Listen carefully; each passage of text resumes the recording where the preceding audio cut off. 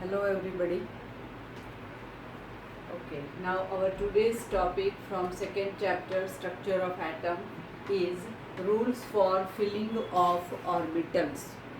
We have all the ideas about the types of orbitals and the shapes of orbitals.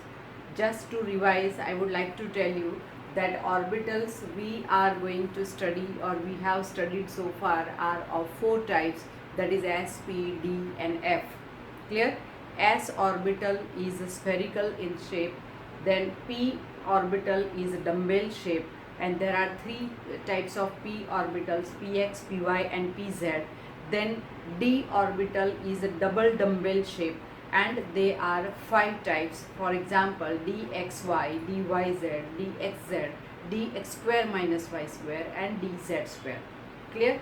For F orbital, we have just that information that they are 7 in number. Why? Because magnetic quantum number has 7 different values for F orbital. Clear? So this is all about the types and the shapes of orbitals. Now, when we write the electronic configuration, now again the meaning of configuration means the arrangement of electrons in different orbitals around the nucleus of an atom. So how these electrons enter different orbitals? So for that they have to obey certain rules. The first rule that we will take is n plus L rule, where n is a principal quantum number. We know that its values are all positive integers. It starts from 1. And L is an angular momentum quantum number. Its values are 0 to n minus 1. Means 0 and the other positive integers are included in that. So according to n plus L rule, the orbital for which n plus L value is higher, that orbital is higher in energy. Clear? So for example, if we take 3p and 3d orbital. Now for 3p orbital, this 3 means it is a principal quantum number, and p orbital, for that the value of L is 1. So for 3p orbital, n plus L value is 4. For 3d orbital, principal quantum number n is equal to 3 and it is d orbital, so angular momentum quantum number is 2. So it is 3 plus 2. So for 3d orbital, n plus L value is 5. Clear? So now here if you see these two orbitals, then 3d orbital is having higher value of n plus L, and that is why this orbital is higher in energy compared to 3p orbital. And so when the electron has to enter, it will obviously go for the lower energy orbital first. That we will discuss in the next rule. Clear? So here the electron has to enter the orbital with lower energy, and that is why when the electron is given choice to enter either 3p or 3d, then according to n plus L rule, the electron must enter 3p orbital first because it is lower in energy. Clear? Similarly, if we compare 3d and 4s orbital, for 4s orbital, principal quantum number n is equal to 4 and the angular momentum quantum number is 0. So for 4s orbital, n plus L value is 4. Clear? Compared to 3d, 4s orbital is having lower value for n plus L, and that is why 4s orbital is lower in energy compared to 3d orbital. And so the electron will enter first the 4s orbital and then it will go to 3d orbital. Clear? Okay. Now here you can see for 3p and 4s orbital there is the same value for n plus L. Now if the electron is given choice to enter either 3p or 4s orbital, then to which orbital it will go? So here it is written the same value of n plus L, then higher the value of n, that is principal quantum number, higher is the energy of that orbital. So here 3p orbital, it is having 5, n plus L value is 5.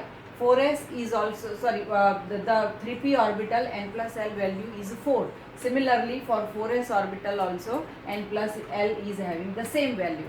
But now we have to see the principal quantum number value. Here for 4s orbital n is equal to 4 and for 3p orbital n is equal to 3. So here the principal quantum number value is lower for 3p orbital, and so this orbital is lower in energy compared to 4s. So the electron will enter 3p orbital first, then it will go to 4s, and then it will go to 3d. Clear? Because if we compare the energy of these three orbitals, then 3p is lower in energy because its principal quantum number value is 3. 3d is higher in energy because its n plus l value is 5, and 4s is having n plus l value 4, but its principal quantum number value n is 4, which is higher. So electron will enter 3p orbital, then it will go to 4s, and then it will go to 3d orbital. So this is the rule which will decide the energy of the orbital in which the electron has to enter. Clear? So this is very important rule. Second is Aufbau's principle. Clear? Aufbau's principle, according to which for ground state of an atom, the electron enters the orbitals in increasing order of energies. Now again here the meaning of ground state. Ground state means that energy state of electron when its energy is minimum, means electron is most stable.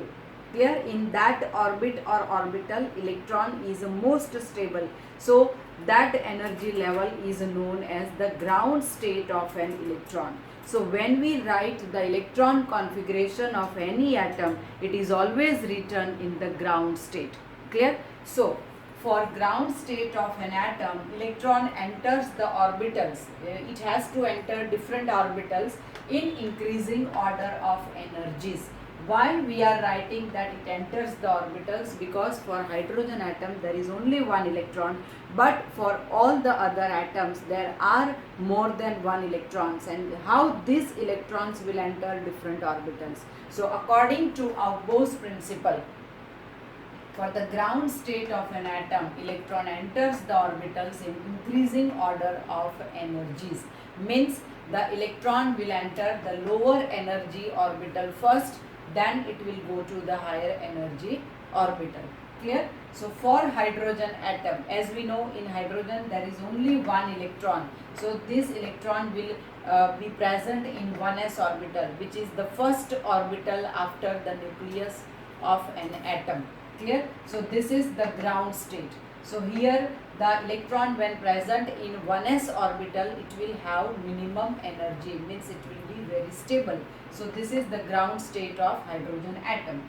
Now as hydrogen is having only one electron and it is present in the first orbital itself, all these orbitals are vacant.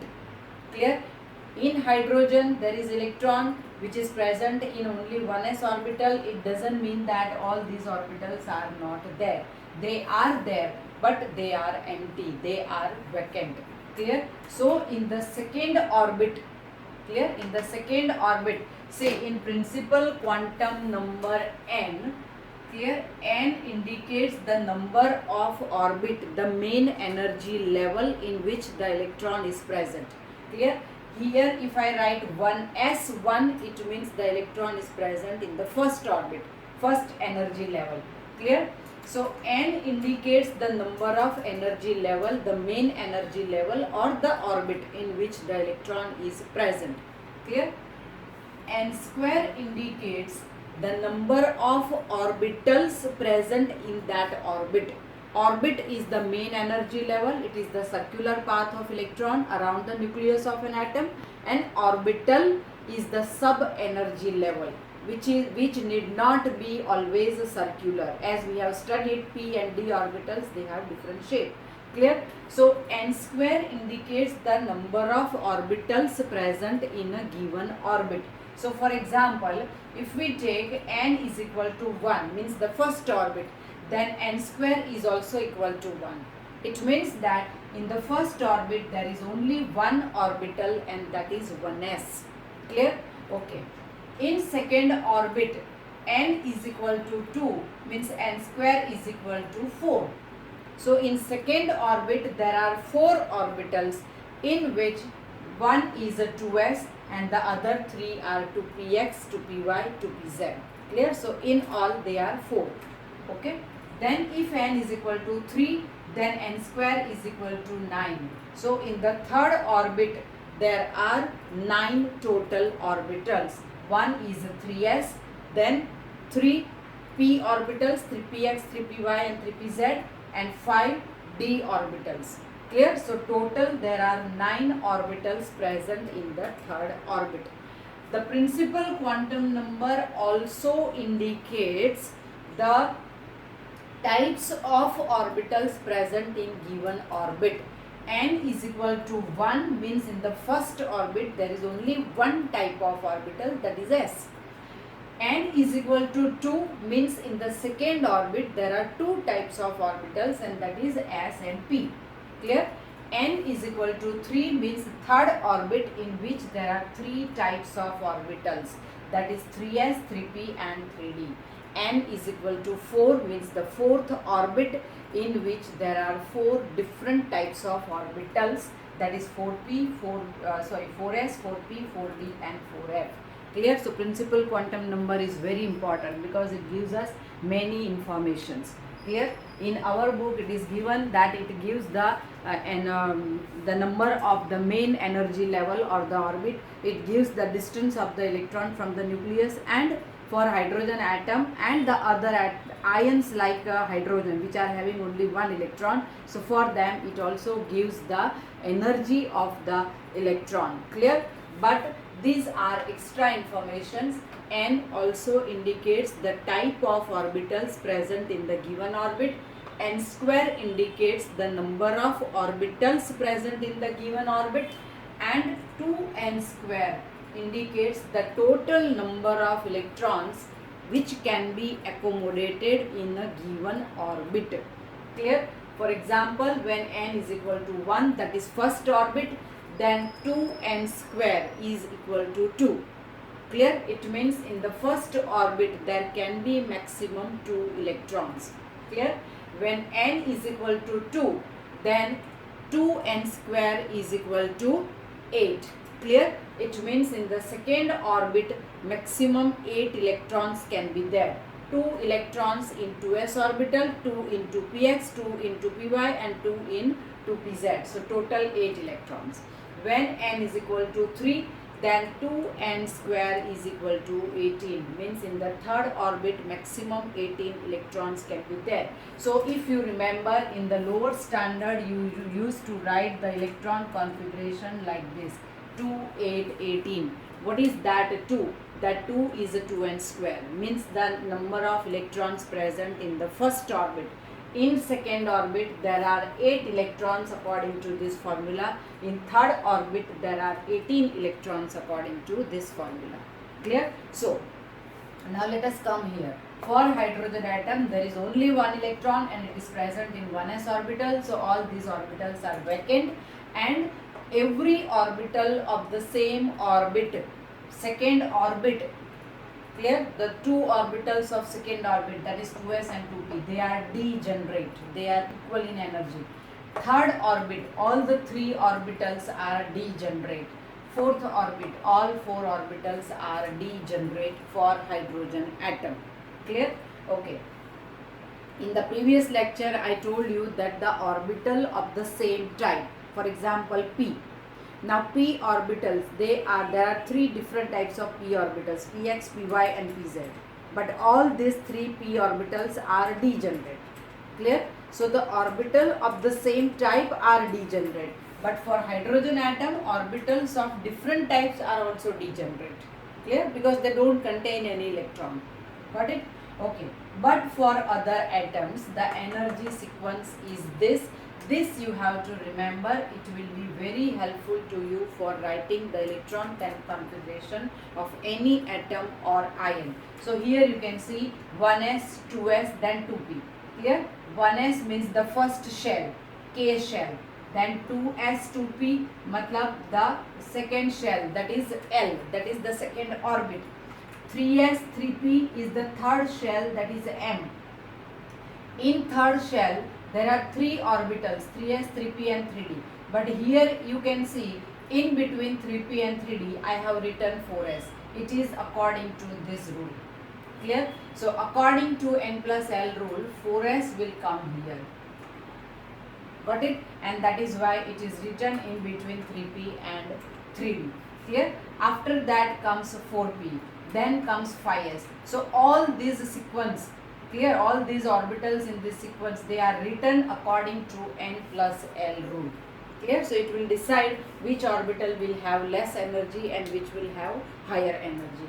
The other reason for this means after 3p there is change in the energy sequence. So why there is change? So that we will discuss in any other chapter, or next year you have to study this in detail. That is the screening effect. Clear? So that we are not going to discuss right now. You have to remember only this sequence.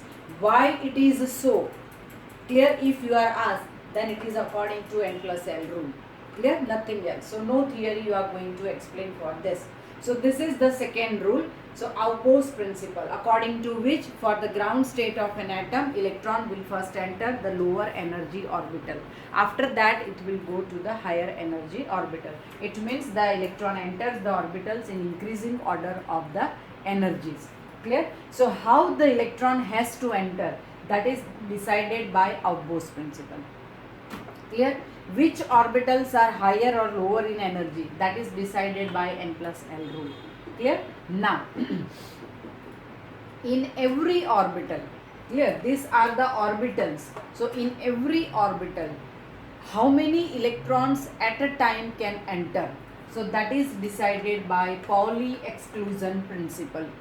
According to this principle, no two electrons in an atom can have the same set of quantum numbers. There are 4 quantum numbers. Clear? So it is principal quantum number n, then angular momentum quantum number L, then magnetic quantum number ML, and then the spin quantum number MS. I told you that in order to describe the electron in an atom, we need all 4 quantum numbers. So according to Pauli exclusion principle, no two electrons in an atom can have the same set of quantum numbers. Means if there are 2 electrons in the same in the atom, then it will have the quantum numbers values different.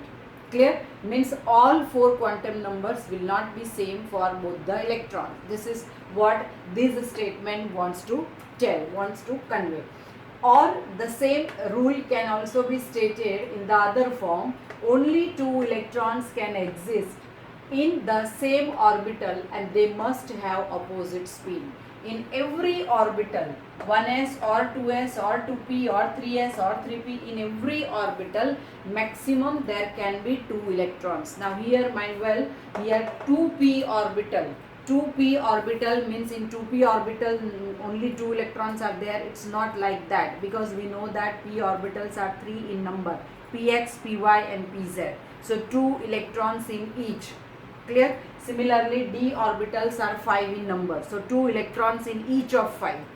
F orbitals are 7 in number, so 2 electrons in each of 7 f orbitals. Clear? It is like that. So in every orbital only 2 electrons can exist. Clear? And they must have their spin opposite. Clear? Why it should be, that I will explain in the next rule. Okay. Now here we will try to understand this rule with the example of 2s orbital. Now suppose in 2s orbital I have 3 electrons with me. I want to accommodate these 3 electrons in the same orbital, that is 2s orbital. Now for electron 1 in 2s orbital, these are the values of 4 quantum numbers. n is equal to 2 because it is 2s orbital. S orbital है तो L is equal to 0 and ML is also equal to 0, that we know. And the electron can have only 2 types of spin, clockwise or anti-clockwise. Suppose this first electron is having clockwise spin, so its a spin quantum number will have plus half value. Now second electron, These three quantum number will be same for the second electron, because this electron also I want to enter it into 2s orbital. So principal quantum number 2, angular momentum quantum number 0, magnetic quantum number 0. Now this electron will have anti-clockwise spin, so its value is minus half. Clear? So here you can see three quantum numbers same, but the fourth is different. Clear? So according to this rule, no two electrons in the atom can have same set of quantum numbers. It means that the fourth quantum number, spin quantum number, will always be different for both the electrons. Clear? Though these three quantum numbers are same.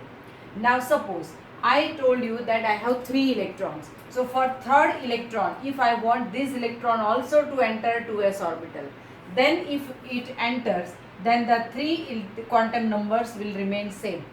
Clear? Then now the third electron can have either clockwise or anti-clockwise spin. If it is clockwise spin, so its value will be plus half. And if it happens, then all 4 quantum numbers of the first electron and the third electron will become same. This is against Pauli's rule. Clear?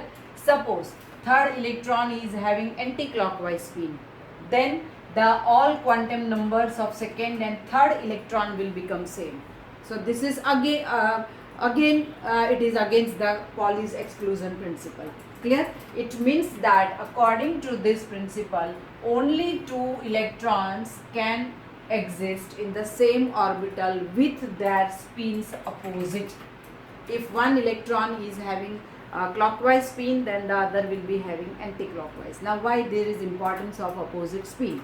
Because we know that electrons are negatively charged particle, and if 2 electrons have to remain in the same orbital, then there must be some attraction between them. Otherwise, due to similar charges, due to identical electrical charges, they may repel each other.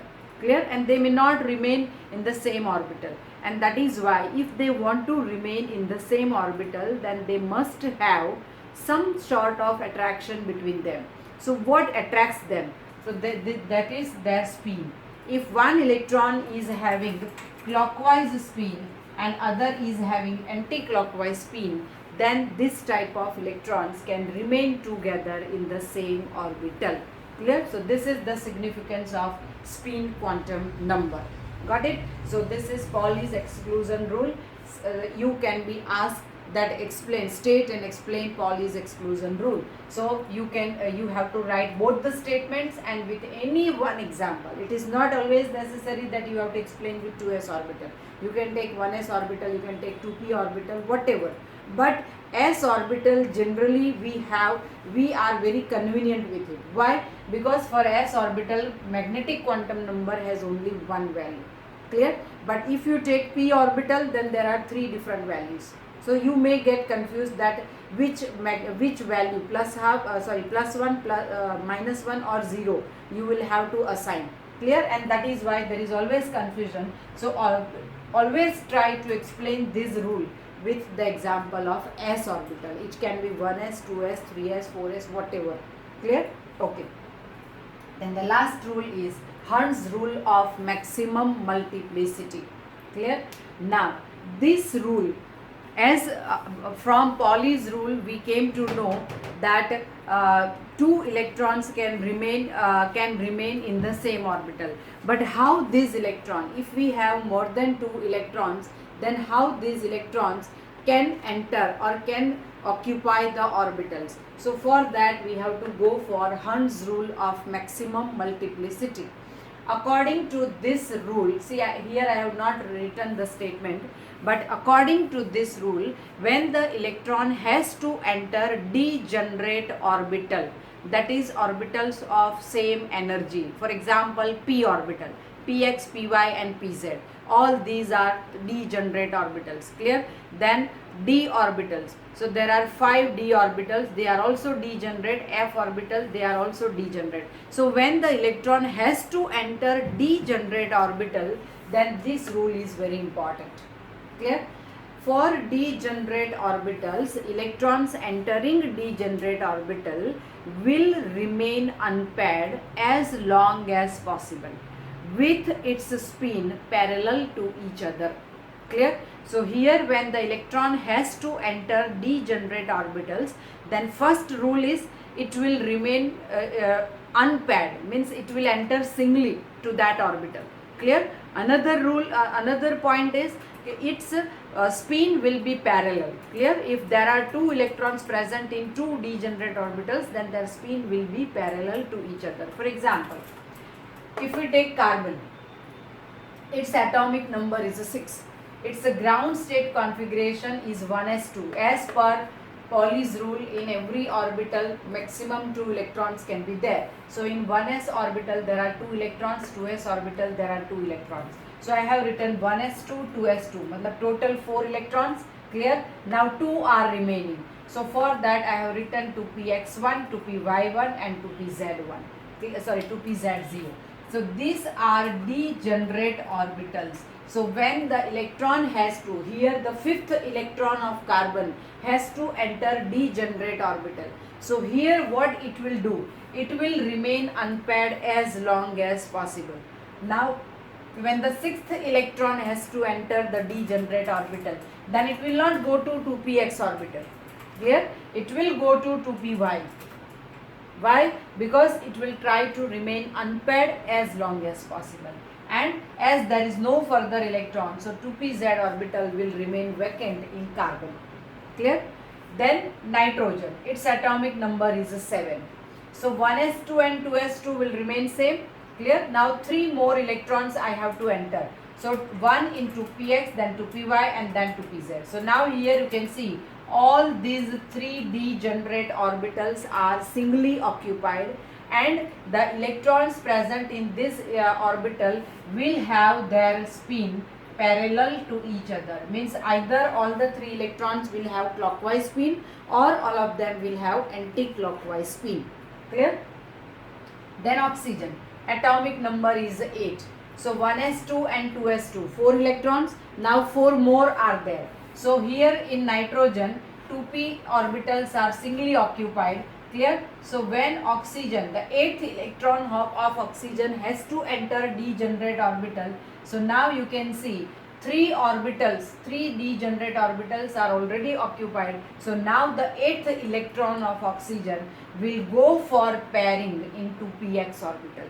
So if the electron which is already present in 2px is having clockwise spin, then obviously this 8th electron will enter with opposite spin. Clear? So that they can remain stable in the same orbital. Then fluorine, atomic number 9. So 1s2 and 2s2.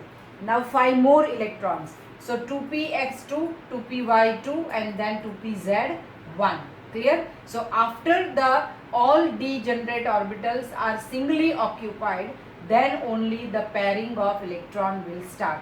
So the pairing of first px orbital has started in oxygen, then pairing in the 2py orbital has started in F fluorine. Clear? Then comes neon. Neon atomic number is 10. So you can see all degenerate orbitals, they are occupied or they are filled up by 2 electrons in each.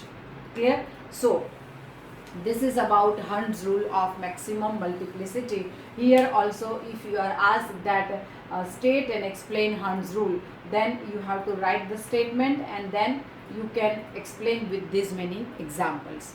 Got it? So in 2 marks or 3 marks question this can be asked. This rule is important for the 1 mark question, that is you can be asked either the statement or for writing the electronic configuration you have to remember this energy sequence. Clear? And this rule you can be asked in MCQs. Clear? Which of the following orbitals will be higher in energy according to N plus L rule? So you will be given 4 different options. So that type of question can also be asked, or in 1 mark you can be asked the statement. Clear? So state and explain N plus L rule. So that type of question is also possible in 2 marks question. Clear? So here you can see now the electron to which orbital it wants to enter. So first of all it will have to obey Aufbau's principle. Clear? It will enter the orbital in the increasing order of their energy. Means the lower energy orbital will be occupied first. Then it will go to the higher orbital. Clear? Now, when it is decided that in which sequence it has to enter, but in each orbital how many electrons can enter, so that is decided by Pauli's rule. Clear? Now, if the electron has to enter degenerate orbital and if there are more number of electrons, then how they will have to enter? So that is decided by Hund's rule, that in degenerate orbital electron will first enter singly and then it will, with its spin parallel, and then it will go for parent. Clear? So all these four rules are very, very important. And last but not the least is the stability of half filled and fully filled orbitals. This is important for those orbitals which are more in number. See, s orbital is 1 in number only. So in every orbit there is only one s orbital, 1s, 2s, 4s, 3s, like that. But those orbitals which are more in number, like p orbitals are 3 in number, d orbitals are 5 in number, f orbitals are 7 in number. So for this type of orbital, this statement is very important. Clear? So stability of half filled or fully filled orbital is always high. Means if p orbital is half filled, like in nitrogen you can see p orbitals are half filled. Clear? Total 6 electrons can be accommodated in p orbital, but in nitrogen you can see there are 3 electrons. So p orbital is half filled. Clear? So either it is half filled or fully filled, like neon. So then this type of configurations are considered stable. Clear? So P3, P6. Similarly D5, D10, F7, F14. So either fully filled or half filled orbitals, this type of configurations are considered stable. For that, example is taken of chromium and copper. This can also be asked in 1 mark objective, that chromium, its atomic number is 24. Now according to this sequence, if you want to write the configuration of chromium, then see here I can write it is 1s2, 2s2, then 2p6, 3s2, 3p6. So these are 18 electrons. Clear? 18 electrons means argon. Clear? So I have written argon. Then after 3p, the electron has to enter 4s. So if 2 electrons enter in 4s, and then remaining electrons in 3D, then it is 3d4. Clear? Now you take the total of this. So there are total 24 electrons, 18 of argon, then 2 means 20, and then 24. Clear? But here you can see in d orbital, d5 configuration is more stable. So if one electron from s orbital is shifted to d orbital, then it will become d5. So in order to achieve stability, chromium in its ground state has this type of configuration. Clear? So this is exceptional case. Similarly, copper, its atomic number is 29. So up till here there are 18 electrons, means argon. Clear? Then 4s2, this is expected configuration. 4s2 and 3d9, this is expected configuration of copper. But if one electron from 4s is shifted to 3d, then it will become fully filled orbital. So this configuration will become more stable. So copper and chromium, they are having different configurations than the expectation. It is according to this statement that stability of half filled and fully filled orbital is always high. So in chromium, d orbital is half filled, and in copper, d orbital is fully filled. So this configuration of chromium and copper are more stable, and that is why they go for this configuration. Clear? So this is all for today. We will continue with the next topic in the next lecture. Have a nice time. Thank you very much.